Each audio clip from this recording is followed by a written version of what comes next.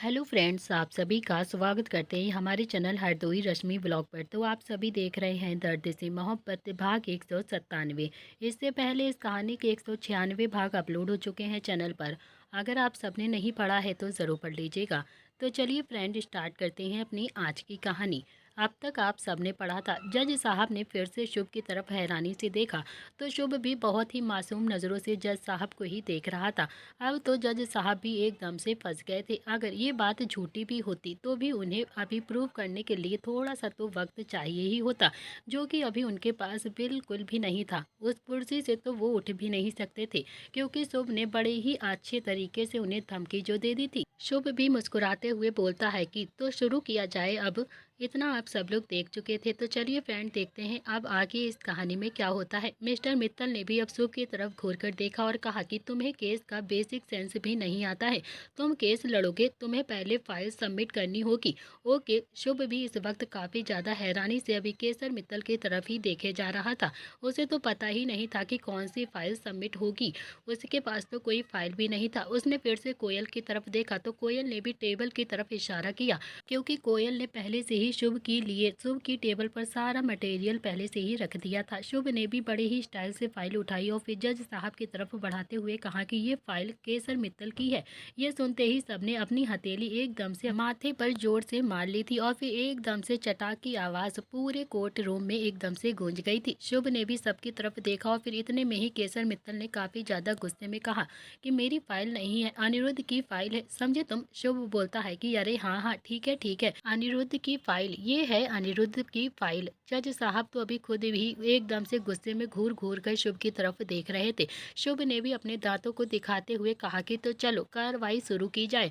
केसर मित्तल एकदम से बोलता है कि कितने साल से प्रैक्टिस कर रहे हो तुम इन सब चीज़ों में। शुभ ने भी स्टाइलिस्ट होकर कहा कि मैं तो अभी फ्रेशर हूँ, लेकिन यकीन मानिए आपको हरा दूंगा मैं।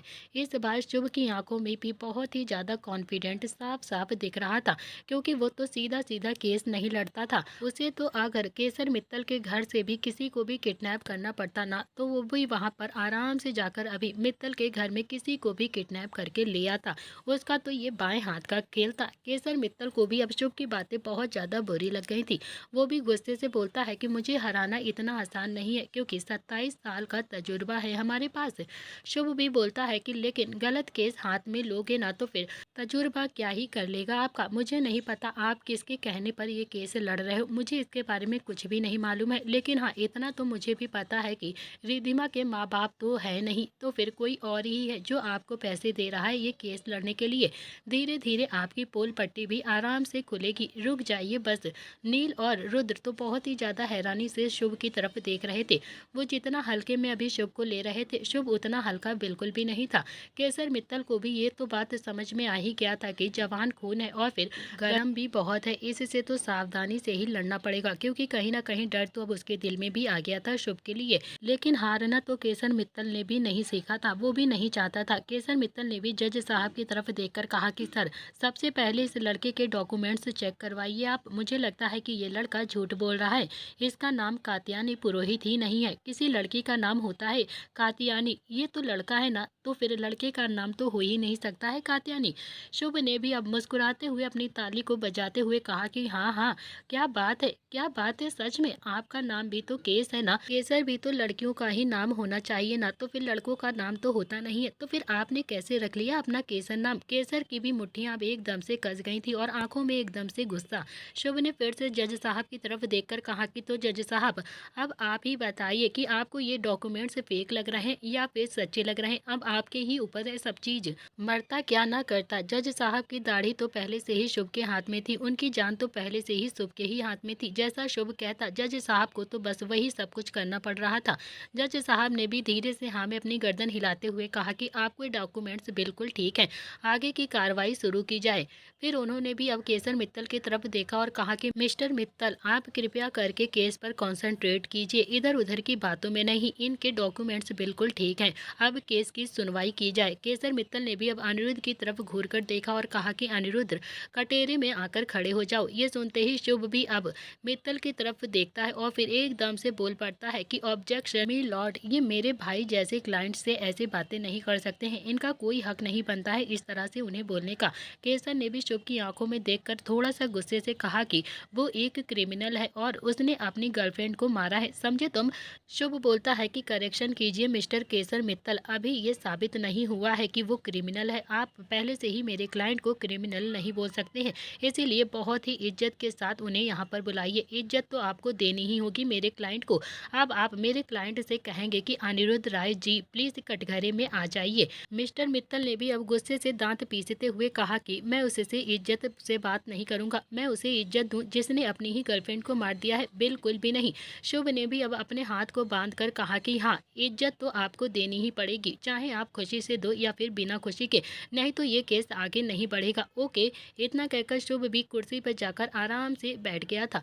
उसे कोई भी जल्दी नहीं हो रही थी। वैसे भी वो मन ही मन खुद से बोलता है कि चलो अब नेक्स्ट डेट दे दो, अब मुझे ना कौन सा केस लड़ना आता है, मैं तो बस यही चाहता हूँ कि नेक्स्ट डेट मिल जाए।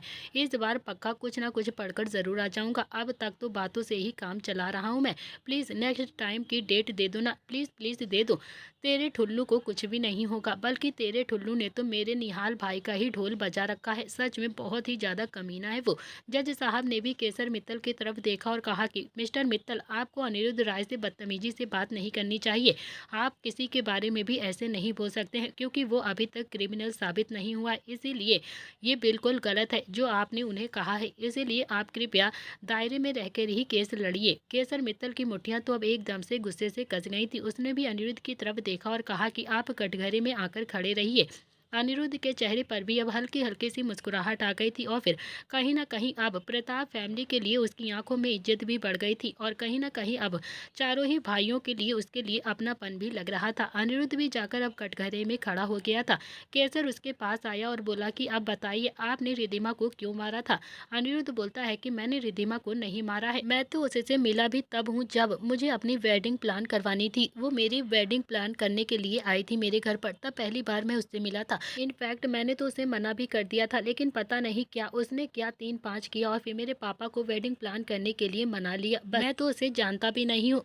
तुम रिधिमा को 4 साल से जानते हो, समझे तुम। केसर ने भी हल्के से गुस्से से कहा कि झूठ मत बोलो, जानते हो तुम दोनों एक दूसरे के साथ 4 साल से डेट कर रहे हो, 4 साल से तुम दोनों ही एक दूसरे के साथ रह रहे हो, मेरे पास बहुत सारे प्रूफ हैं इस बात के।